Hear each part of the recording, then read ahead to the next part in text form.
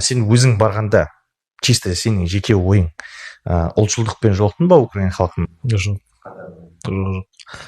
мүлдем жолықпадым.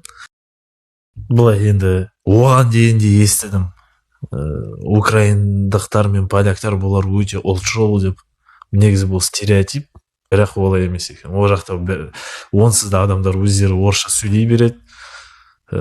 Одессаға бардым, естідім, Одесса бұл ең андай украиндық дегендей, ең ұлтшыл деген қала деп естідім. Бірақ Одессаға барсам, бұл жақта Киевтен де көп орысша сөйлейтін екен. Украинда дейтін басқа ұлттар өте көп. Қара нәсілділер, үндістер, арабтар, азиаттар өте көп орталықта. Бәрі еш проблемасыз жүр.